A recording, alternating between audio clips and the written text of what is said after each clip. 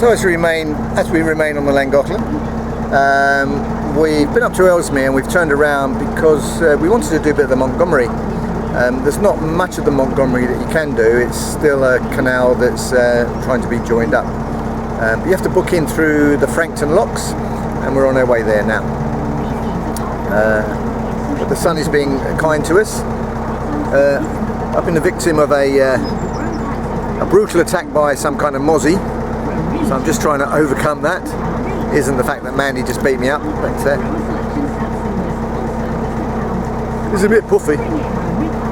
So I've got the hat on, no sunglasses. Anyway, so we're going to go down the Montgomery.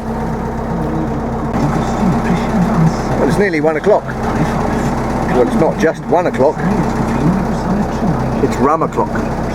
We're here at the FRANKTON locks, which are CRT controlled, and you're only allowed to go through here. You have to book in to go through, and they only allow 12 boats in total going up and down. And we are one of 6 going down, and there are 5 coming up. When we arrived yesterday, I just said, I'm sure when we arrived yesterday there was nobody here, and he said, no, we were heaving. Anyway, this is a staircase lock, and then there are 2 other locks to go down, so should we go and have a look? Follow me, Maya.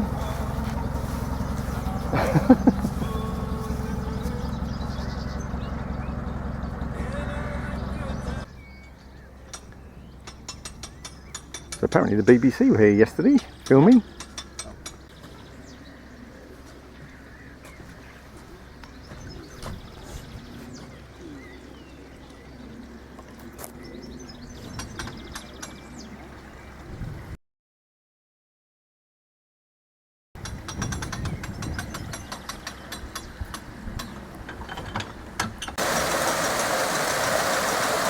What they're doing now, this is a staircase lock, and Ripple and ourselves are waiting to go down, but there's a boat coming up. So they have to fill this lock up first as a staircase lock in order for the water to go down and level up with the water that will be in this second step. So this boat came in when it was empty. And now we're just leveling up the waters. So he will come in, and then this will be filled again, and then Ripple's the next one to come in.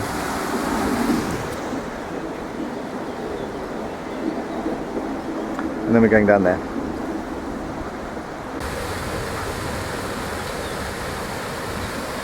So just to remind everyone, these are called ground paddles because they have gates that they have sluices that run from the lock down, and then the other type are normally within the gates, and they're called gate paddles.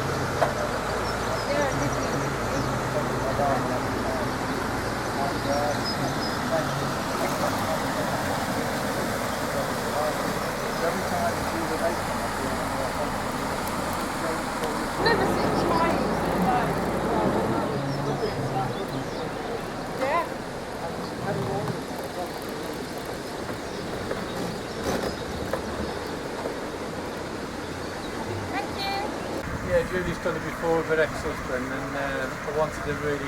And I started watching Cruise to the Cross. Yeah. And what I liked about him is when he made a mistake, he never covered it. No. So that was good because you learn from his mistakes. Yeah, exactly. Yeah. Like the flexible solar panels, when he went like that, I realised you can't do No. it. Yeah. You know, I found it funny, not really, but it was a learning curve. No, exactly. Yeah. Yeah, we do like watching it. Yeah.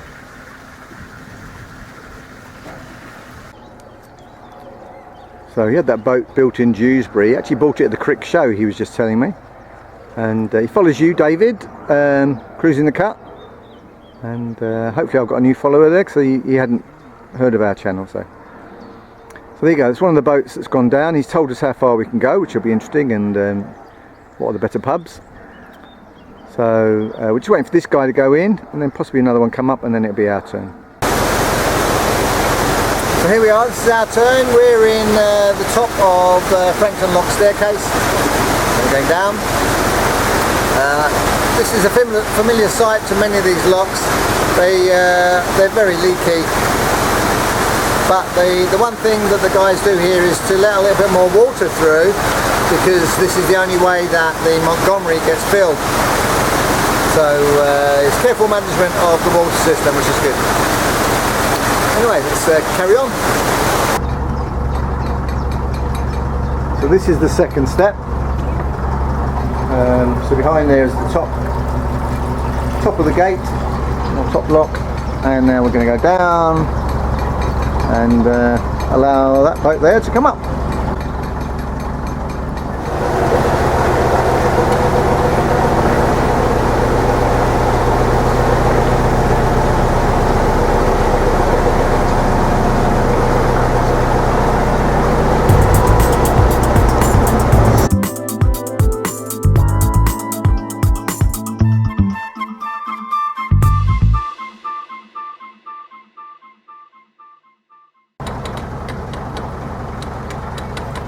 And finally, number 4.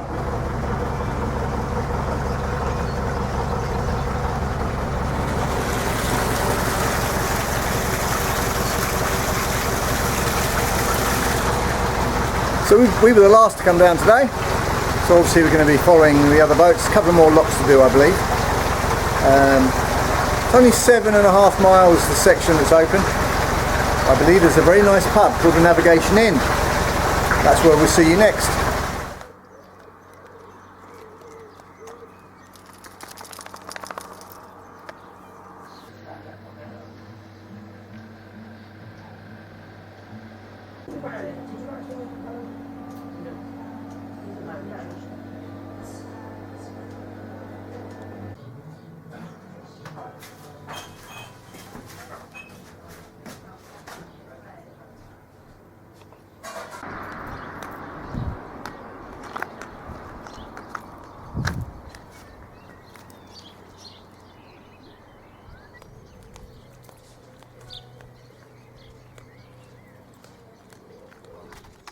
Well, good morning. It's another beautiful day here on the canal, and we are now heading back up the Montgomery Canal.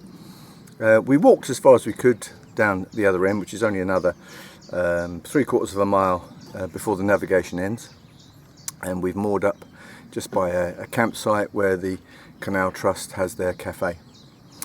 So we're going to stock up with some water and do the ELLESMERE. And we've got another date at the FRANKTON locks. Won't film that because we filmed that on the way down, but we're going back to ELLESMERE. Won't film that because we've been to ELLESMERE. The ducks are out. Morning, Mrs. Duck. Morning, baby ducks. How are we doing today? It's a lovely day, thank you very much.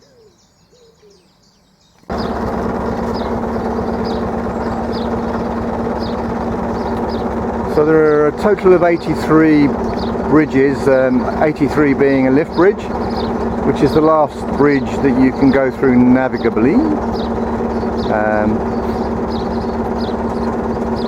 And we've obviously stopped in between. This is bridge 79, and they start at bridge 70, so that's 7 miles up the road. And this is the back of the Navigation Inn. And there is seating upstairs in the restaurant as well as downstairs. So we didn't actually eat in the restaurant in the end, but we did have a nice drink.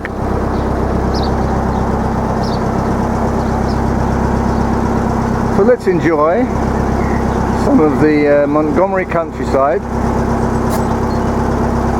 which is the border between Wales and England.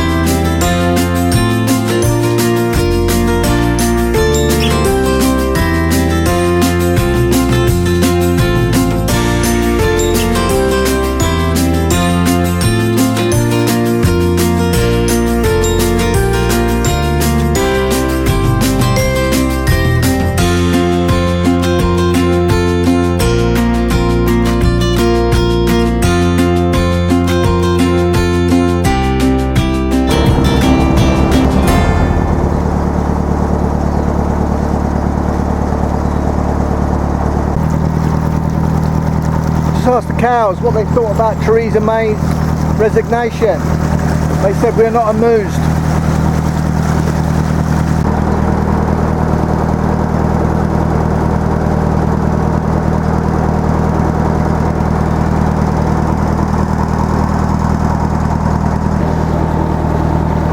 Mates.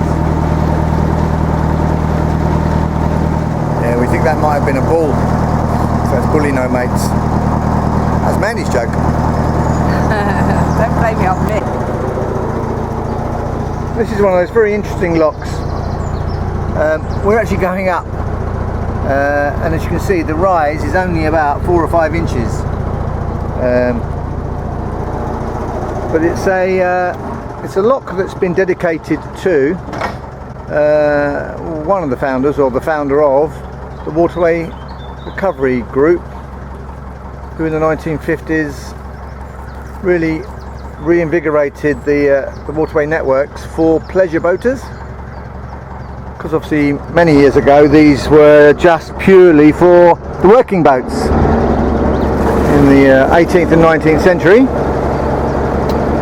But now it's very much a leisure boat industry on these locks. So there you go, the Graham Palmer lock with a rise of about 5 inches. We're back at the FRANKTON locks. Volunteers only on the top lock. We've done number 4 and number 3 on our own. And we're just at a point of changeover.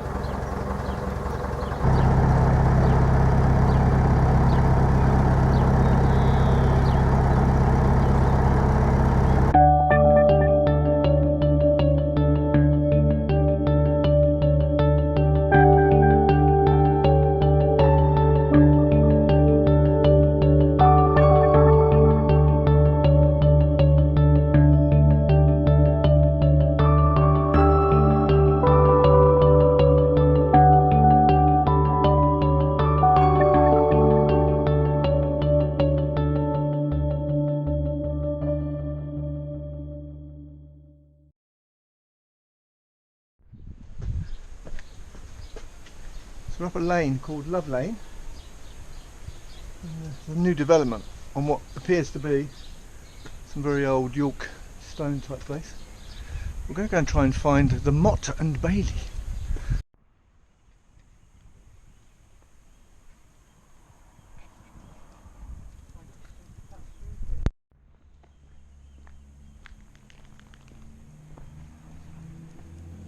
So in 1792, the hotel just down the road here, £1 million was agreed and put aside, an agreement was put to build the Llangollen canal, including the Pontysillic aqueduct, just down this road. And from that sprung up a new Ellesmere. We've just had a wander past the old Ellesmere that would have been about 3 or 4 500 years old, and then in the late 1700s and 1800s this part of Ellesmere would have been developed, where even this building behind me, as you see above the door, there's a plough. That would have been a pub, and nearly every street corner had a pub, plus the hotels, because this brought a lot of business here, including banks and markets, because all the trade was coming this way, and it became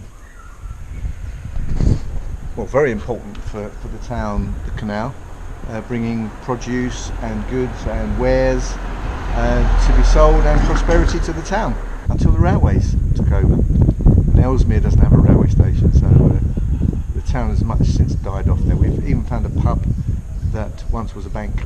Wharf Road, and this is the road we will walk down to where there is now a Tesco's, where a lot of industry was, but now it's just a shopping centre and a place to park your boat.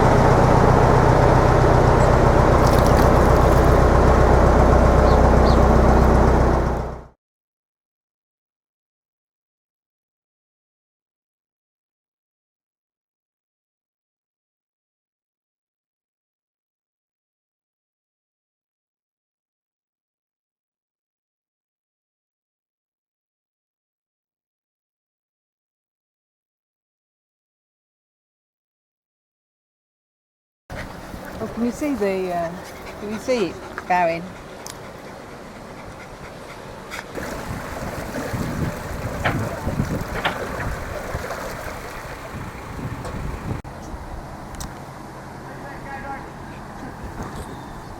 Some Australians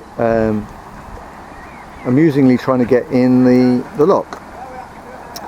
He's now he's going to go right the way round because the wind is not in his favour. However, he was trying to be a bit too early on the manoeuvre, so now he's going to go all the way round.